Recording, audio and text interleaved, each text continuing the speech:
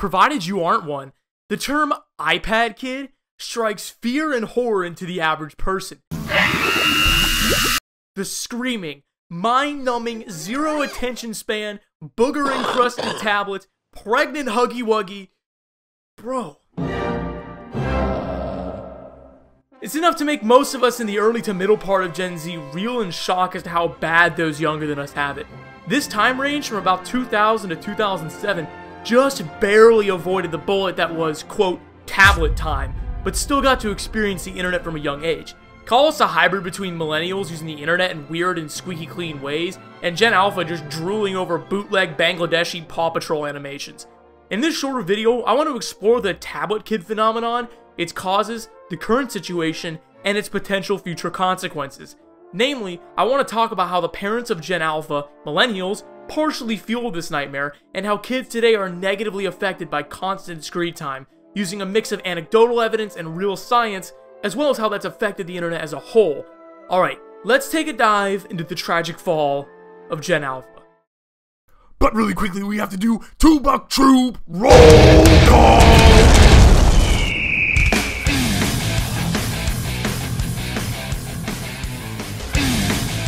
Unusual, Chief Guy, Bracelet, Yellow, Prime ER, Taboo TV Cat, Mask, VR2, Frisk, Andy, Rupert, Limp are here today, alongside ZNN, Drizzly, Doug Dimmadome, Dance Band, Nep, Squonk, Numi, Foreskin Eater, F. Giros, Mika Henderson, and Game Boy Patreon.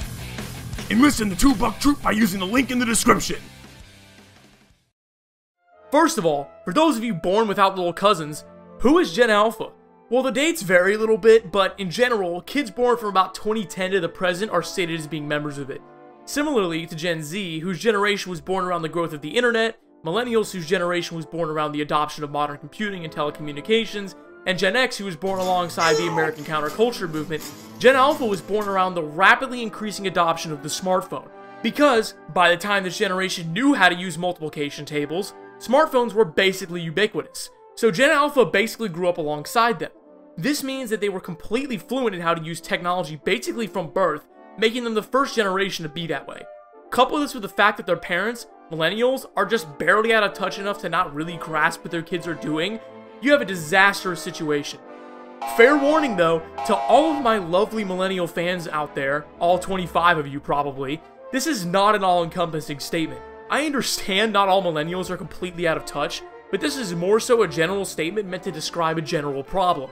Millennials, born from about 1980 to 1995, were around and conscious for the birth of the internet, meaning many of them are very capable when it comes to using computers. However, they were pretty much around when the internet was a Wild West, where Smosh reigned supreme and companies hadn't yet realized how to milk the ever-living shit out of the impressionability of kids. The same goes for Gen Z, being born around 1995 to 2010, where most of us, especially in the former half of the generation, grew up right before these corporations figured it all out.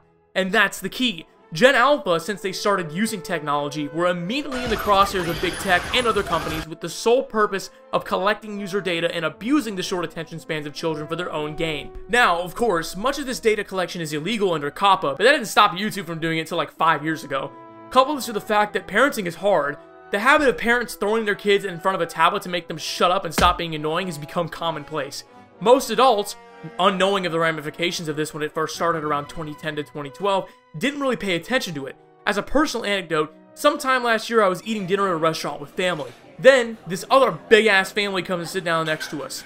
Within 5 minutes, and I shit you not, literally 5 minutes, a child, likely between the ages of 4 to 7 years old, starts squirming around. Then that squirming turns to complaining, which turns to borderline yelling and screaming. This little asshole picks up a silverware napkin and weakly throws it across the table, prompting the dad who, instead of removing the child from the situation and punishing him in some way, just gives the, "Well, son, let's not be rude, okay, little buddy?" The child continues being a little prick until finally, 20 minutes later, the mother just gives her kid the phone or tablet, I can't remember which one it was, and the table's quiet for the rest of the time we were there. This is just one example of the times I've watched mostly millennial parents use tablets or phones as a way to shut their kids up instead of, you know, correcting the behavior through punishment of some kind. I mean, look at me. I was a nightmare child. I used to headbutt people. But when I did, I didn't get tossed a tablet or a phone to watch life hack videos on YouTube. Again, this is not a blanket statement, and this usually applies to middle-class American millennials from my experience. But you may be thinking, so what? Parents need to shut their kids up every now and then. What's the big deal? Well, tragically, due to the popularization of abusing the impressionability of young minds, kids are often roped into weird places purposely to hook them on harmful or weird content that negatively affects them in the present and in the future in ways their parents can't even begin to understand.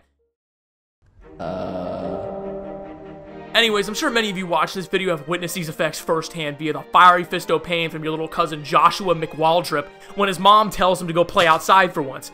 Unfortunately for many people with children who are unaware of how shit the internet has gotten since its Wild West days in the 2000s, their kids can get thrust into some really weird places at shockingly young ages. We're talking between 3 to 6 years old. Let me ask you a question. Do you think a child born in 2020 should be allowed to watch this kind of content? I mean, look at this. It's not exactly overtly inappropriate, but kids at that age should be at least educationally nurtured in some way. And before some people say stuff like, well, what about SpongeBob? That show's pointless. Well, I mean, yeah, you're not entirely wrong. But here's where the major difference lies. Quality and ethics. SpongeBob isn't trying to capitalize on unknowing parents or impressionable kids for a quick buck. Essentially, at the very least, it's relatively harmless. Well, most of the show. These random channels that are a part of the less documented Elsagate Wave 2 phenomenon are doing, to no one's surprise, everything they can to hook kids on this low-quality content to essentially keep them coming back for ad revenue. Look, let's be honest, how many of you lied about your age on almost every platform to say you were over 18 to avoid extra regulations? I'll bet most of you. So, while YouTube Kids might be useful for very young children, kids that are older than like 8 can very easily bypass this and just watch all of this depraved content, especially considering their parents have been throwing them in front of a tablet since birth. Looking through the YouTube Kids app, we can see a variety of mostly tame shows and a couple of good ones. And yeah, Bluey is honestly pretty decent, but the community sure as hell isn't. However, even on a heavily sanitized YouTube Kids, you can still find incredibly pointless and mind-numbing content for children. Like, why the actual hell does Talking Tom have his own damn cartoon? Like, this is unironically the type of shit I see parents putting in front of their kids in restaurants. It just serves absolutely no purpose other than to mindlessly entertain and numb their brains. Even though Elsagate content isn't at its peak anymore, the fact that children are just rotting in front of this chiefly fast-paced, little dialogue, short attention span having content is really not good for their brains. But, so I don't sound like I'm just making shit up, let's take a look at some of the results from a study conducted about early smartphone usage in children. While the report acknowledges that there literally hasn't been enough time for this phenomenon to produce significant consequences to do a full study, an important question that has been asked is, if these activities become the predominant method to calm and distract young children, will they be able to develop their own internal mechanisms of self-regulation? Similarly, they also wonder of the social and emotional consequences of putting kids in front of tablets at an early age, interfering with their ability to have empathy, social, and problem-solving skills that kids just naturally learn through play. Let's compare the YouTube Kids front pages to the type of stuff I used to watch as a kid. When I was growing up, there were a few main shows I remember watching a lot. The Backyardigans, Little Einsteins, SpongeBob, Fairly OddParents, Gumball, Blue's Clues, Oswald, with the occasional Pingu, Kipper the Dog, Fireman Sam, Wonder Pats, and the Upside Down Show. Man, I actually was just searching through this list of Noggin shows, and I just remembered this one. That one was a deep dive into memory. Comment down below if you're an Upside Down Show fan. Anyways, comparing it to the YouTube Kids homepage, it's drier than the Atacama, with literally like 1 or 2 relatively decent shows being available for kids to watch. The rest is, I'll leave it up to you if you think these videos are of any significant value. At the very least, shows like the Upside Down Show and even SpongeBob promote creativity and just being a kid above all else, rather than doing nothing but numbing them so mommy and daddy can go crazy style in the back of the house. No, dumbass, of course I mean doing taxes. Who the f do you think I am? Anyways, let's move on to some of the potential consequences this type of behavior can lead to, and how its effects are already being felt by many today. Although it's not exactly a well-studied topic, the effects of this constant iPad exposure have been reported by some people on YouTube who have audience members who have discussed their experiences with this kind of gross content on YouTube. In his video on Elsagate, Turkey Tom read through a post on the r/Elsagate subreddit asking users if that form of content had any negative effects on them growing up. Here are some excerpts. Again, remember this is Reddit, people like to lie, so take some of these with a grain of salt. This user says, quote, "Gonna come out and say, well, I don't remember actually watching Elsagate at the time. I was in the age group, or maybe a bit above it. I think I was about 10, but still willing to watch these videos. And I do remember thinking poop was arousing.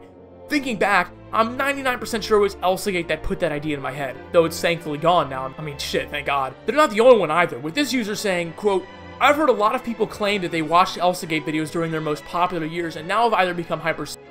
desensitized to gore, or even have certain fetishes that were shown in the videos. Pregnancy, needles, piss, whatever. Jesus. The evidence is anecdotal at best, but I believe the people who share these stories.